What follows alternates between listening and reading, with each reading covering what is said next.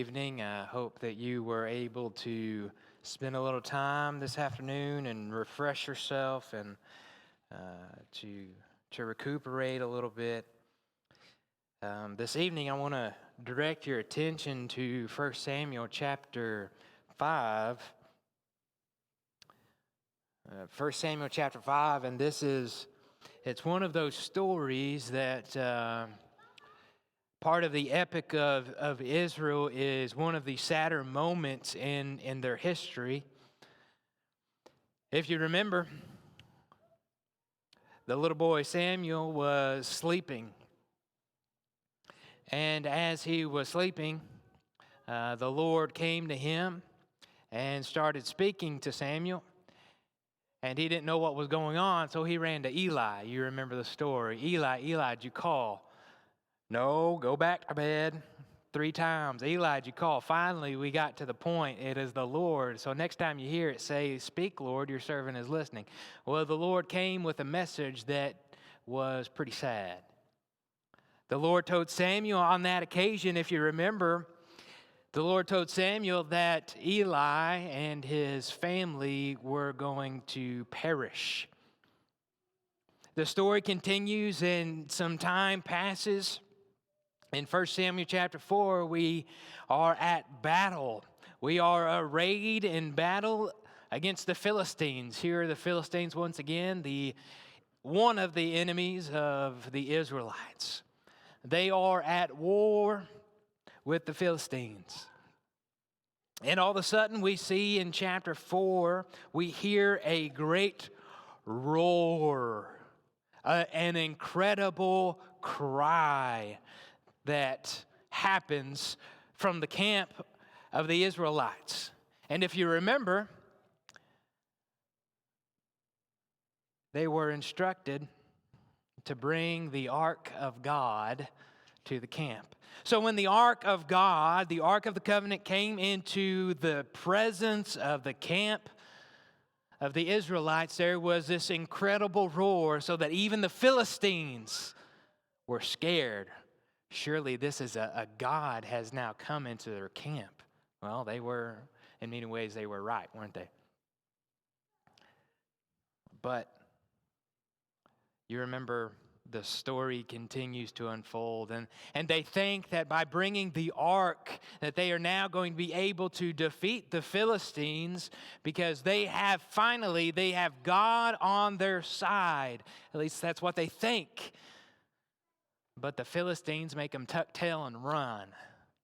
And they are defeated once again by the Philistines. Not only are they defeated, you remember Eli's wicked sons were killed in that battle.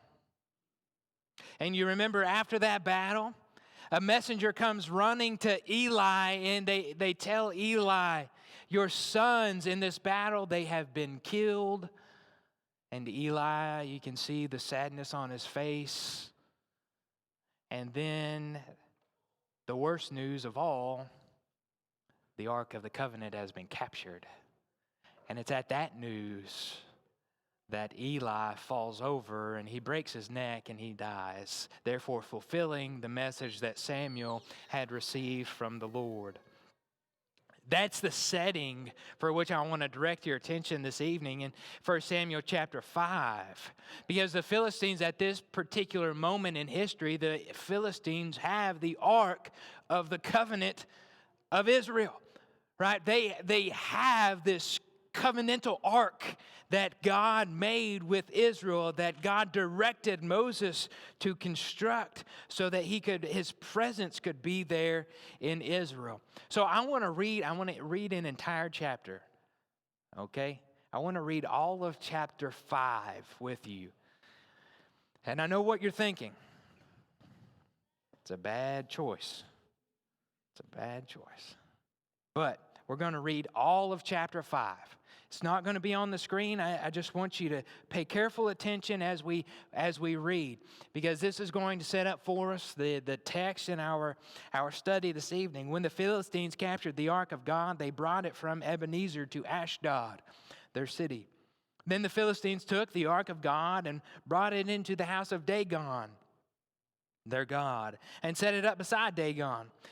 And the people of Ashdod rose early the next day. Behold, Dagon had fallen face downward on the ground before the ark of the Lord. So they took Dagon and put him back in his place. But when they rose early the next morning, behold, Dagon had fallen face downward on the ground before the ark of the Lord.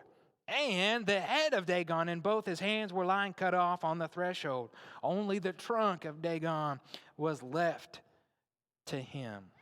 This is why the priests of Dagon and all who enter the house of Dagon do not tread on the threshold of Dagon in Ashdod to this day. The hand of the Lord was very heavy against the people of Ashdod, and he terrified and afflicted them with tumors, both Ashdod and its territory. When the men of Ashdod saw how things were, they said, "The ark of the God of Israel must not remain with us, for his hand is hard against us and against our God." So they sent and gathered together all the lords of the Philistines and said, "What shall we do with the ark of Israel?" They answered, "Let the ark of the God of Israel be brought around to Gath," another one of their cities. So they brought the ark of God of Israel there. But after they had brought it around, the hand of the Lord was against the city, causing a great panic. And he afflicted the men of the city, both young and old, so that tumors broke out on them. So they sent the ark to Ekron, another one of their cities. But as soon as the ark of God came to Ekron, the people of Ekron cried out, "They have brought around to us the ark of the God of Israel to kill us and our people." They sent therefore and gathered together all the lords of the Philistines and said, "Send away the ark of the God of Israel and let it return to its own place, that it may not kill us and our people." For there was a deathly panic throughout the whole city. The hand of God was very heavy there. The men did not die, who did not die, were struck with tumors, and the cry of the city went up to heaven. You see, I think here is some critical lessons for us, and I want you to focus here with me this evening on some of the lessons that we can take, because we see that even the Philistines, right, understand some of the critical importance, the primary things about a relationship with God. Even the Philistines understood some of these things. They understood the work of God. First of all, they understood that God was a God who was not dead, that God was a God who was very much alive, and that God was a God who was capable of doing incredible things. They understood that what they had taken was a living God, so to speak, as if you could take God. They understood that God was at work. Go with me here to this verse in verse 7, chapter 5, what we just read. "The ark of the God of Israel must not remain with us, for his hand is hard against us."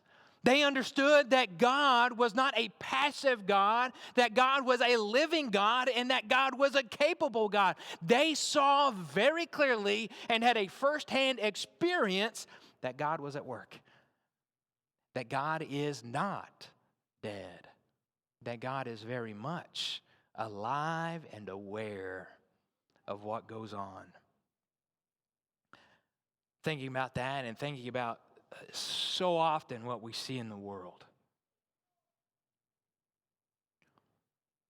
If there is a God, they say, if there is a God, then fill in the blank.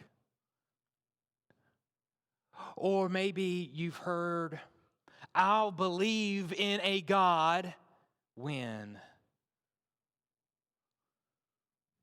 Or maybe you've heard, "If God actually cares, then fill in the blank." Well, the Philistines, even the enemy of God, understood that God was aware, that God was active, and that God was very much at work.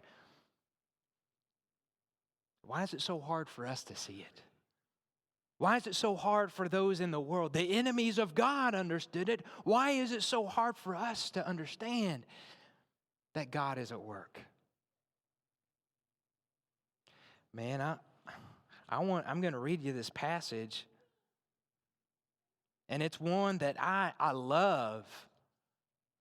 I truly cherish this passage in Psalm chapter 19. Beautiful, absolutely beautiful, but it is convicting. Read this with me, Psalm chapter 19, beginning in verse 1. The heavens declare the glory of God, and the sky above proclaims his handiwork. Day to day pours out speech, and night to night reveals knowledge. There is no speech, nor are there words whose voice is not heard. Their voice goes out through all the earth, and their words to the end of the world.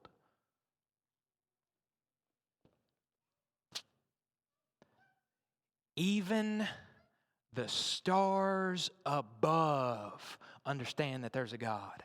Even the sky sees that there is a God. Even the heavens declare the glory of God. Why can't we? You remember from our study on Wednesday night, we were talking about the triumphal entry. They rebuked Jesus. Jesus, tell your disciples not to scream out, Hosanna, Hosanna. Tell them not to claim that you are the king. If they didn't, the rocks will.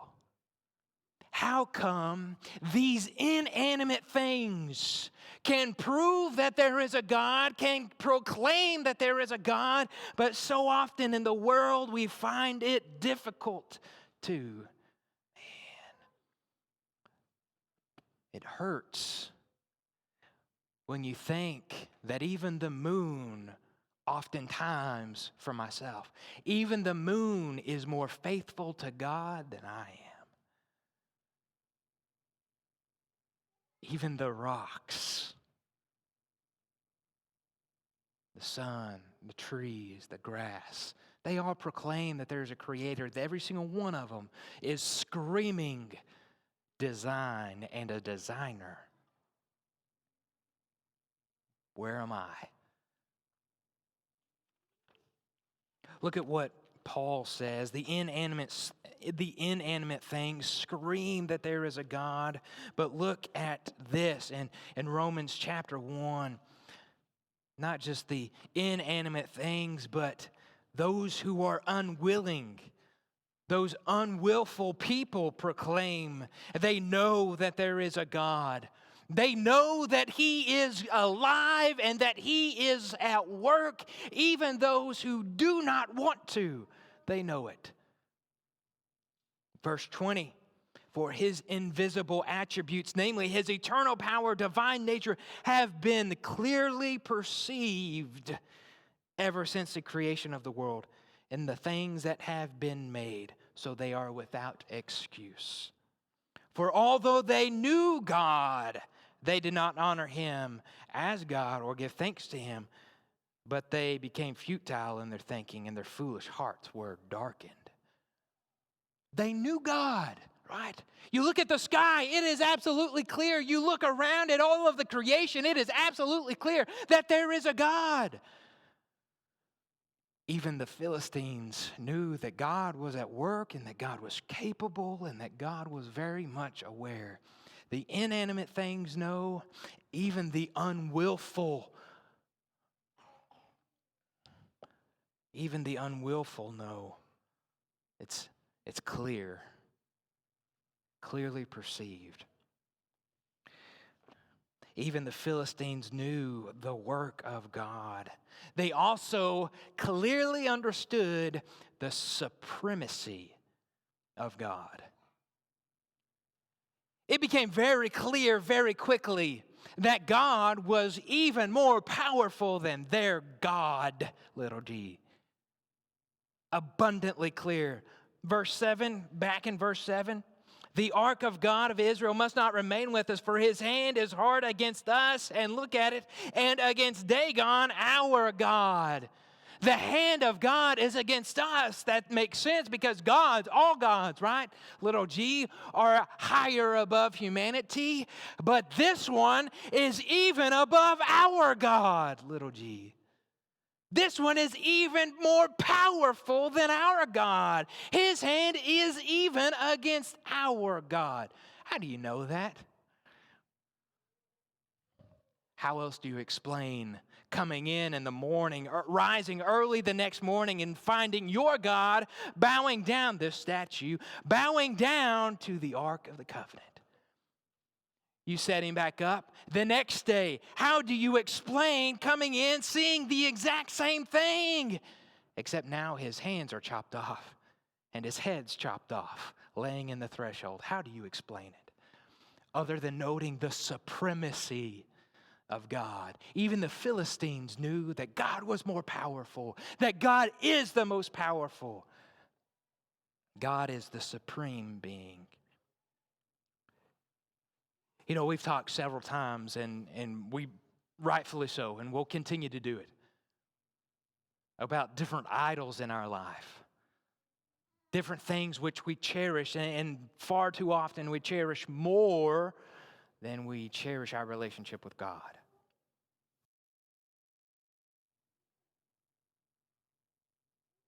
How often do you cherish your family more than you cherish God? How often would you rather spend time with your family than spend time with God?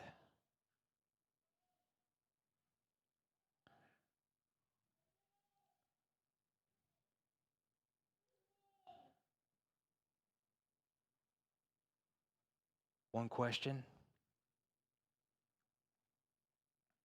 When you are on family vacation, are we making sure that we're setting time aside to go and worship with the saints? When family, question number 2, when family comes into town, do we say, that's fine, but we're going to church on Sunday? Or do we say, sorry, we won't be there, our family's in town? God is greater than your family. God is bigger and more powerful than your family. Let me tell you something. Your family can let you down. Your family can turn their backs on you. Your family, every once in a while, can bring you disappointment. But let me tell you something. God never will. God will never disappoint you. God will never turn his back on you. And God will never forsake you. Why would you choose your family over God? It doesn't make any sense. God is even more supreme than our work. And that's something that we spend so much of our time doing, isn't it? We spend so much of our time going to these jobs that we hate so that we can come to a house that we've overpaid for. We drive cars that we don't own yet. Work, work, work. We work for 30, 40 years so that we can not work for 10. I don't know about you, but that doesn't make much sense to me. I guess that's just the nature of the beast. But let me tell you, you can walk into work one day and the boss can say, we're going to let you go today. You can walk into work one day and they can say, we're not going to let Christians work anymore. There's the door. We know where you go. We know what you believe.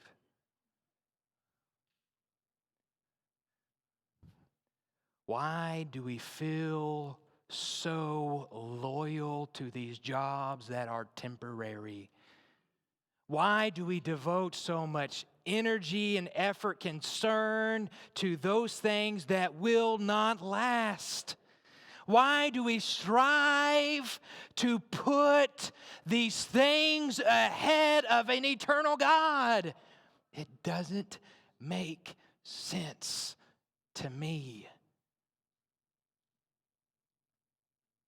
Why would we ever choose to make a boss happy? Who, by the way, we're probably going to complain about behind their backs, right? Why would we ever try to make this boss happy above making God proud?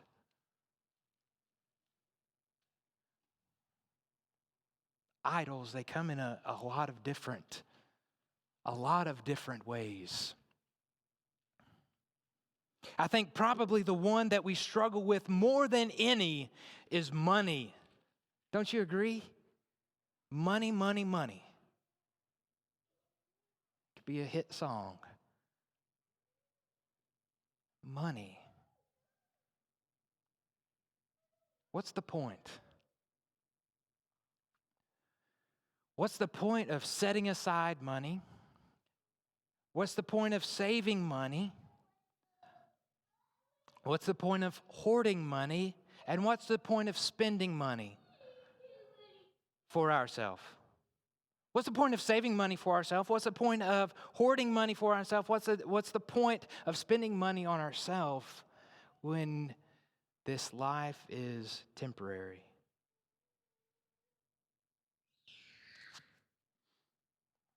I don't get it. Now, I'm not saying we got to starve. I'm not saying we can't ever go out to eat or we can't have anything that is remotely nice in this world. I'm not saying that at all. But I am saying that when we put our money and when we trust in our money more than we trust in God, there is a problem. I was talking to a fellow not too long ago, Daryl. I said, Daryl, it's about time for you to retire, isn't it? He just chuckled. I said, well, you can't be but 4 or 5 years away from it. He said, well, I'll keep working as long as this economy keeps going down. You know what? Money can disappoint you. Money can let you down. But God never will. Even the Philistines knew that God was more supreme than all these things. Even the Philistines knew, hey, this God is more important than this gold that we have. You remember how they got rid of it? They made these golden mice and sent it on their way. Even God is more important than all those things. The supremacy of God. Also notice here the Philistines recognize very quickly the place of God. Here's the place of God. Look at verse 11. Look at verse 11 with me. They sent therefore and gathered together all the lords of the Philistines and said, send away the ark of the God of Israel and let it return to its own place, that it may not kill us and our people. God has a place. God has a place. Even throughout all of history, God has always had a place. Have you noticed that? That there has always been a place for God. You remember in Eden. Let's go back all the way to the Garden of Eden. Where was the dwelling place of God? He was with man. We see he was walking in the cool of the day. God was on earth with man. That is the dwelling place of God. It was on earth. How incredible is that?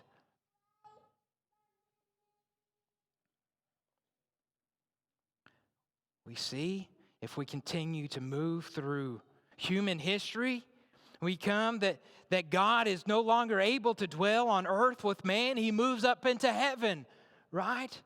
And as he moves up into heaven, he communicates with these patriarchs and he talks with them. One of those, you remember, was Moses. And he communicated with Moses through that burning bush. And he instructed Moses, and this is when it changes, build me a tabernacle. Make it beautiful. So we move from God being in heaven, and now God is with his people in the tabernacle. God continues to be with his people in the tabernacle from the time of Moses all the way up until we see King Solomon. David makes the preparations, but Solomon builds this permanent house for God. So God will always be with his people, right? At least that was the thought. That was the intention. So God will always be with his people in the temple. That's where God is now. And God continues to be with the temple. Even when Jesus was here, God persisted to be in the temple. But you remember something very important that happened as Jesus died on the cross. The veil, you remember, the veil of the temple was torn, top to bottom. And now, if you'll allow me, God has escaped. And God is no longer in the temple. God is in the church. We see it. 1 Corinthians chapter 3, 1 Corinthians chapter 6, that God is with us. His Spirit, whom he has given us, is with us. But there's going to come a time when all this time you see the transition that God has moved from here to here to here. Over thousands of years, God has made several different moves. Here's going to come a time when the place of God's not moving. We are going to him, right? So no longer is God moving from here to here to here, but now we move to him. Even the Philistines recognize that God has a place. Question, does God have a place in your heart? I mean, is God there? Is God reigning in your heart? It doesn't get, in my opinion, it doesn't get any more beautiful than this, what we see here in Revelation chapter 21, verses 1 through 3. When we read about the place of God, the promise that's going to come when he doesn't move, but we move to him. Revelation chapter 21, look at verse 1. Then I saw a new heaven and a new earth, for the first heaven and the first earth had passed away, and the sea was no more. And I saw the holy city, New Jerusalem, coming down of heaven from God, prepared as a bride adorned for her husband. And I heard a loud voice from the throne saying, underline it, highlight it, circle it. Behold, the dwelling place of God is with man. He will dwell with them, and they will be his people, and God himself will be with them as their God. You see, even the Philistines recognize we don't deserve him. But there's going to come a time in history when we can be in his presence, and he will be our God. What a beautiful image to know that we can be in the presence of God. We go all the way back to the Garden of Eden. Where was God? With man on earth. We go all the way back to the end. Where will God be? In heaven with us. What a promise. What a promise. If you're subject to the invitation tonight, if you need God or the help of the church, anything that we can do for you, I want to encourage you to come.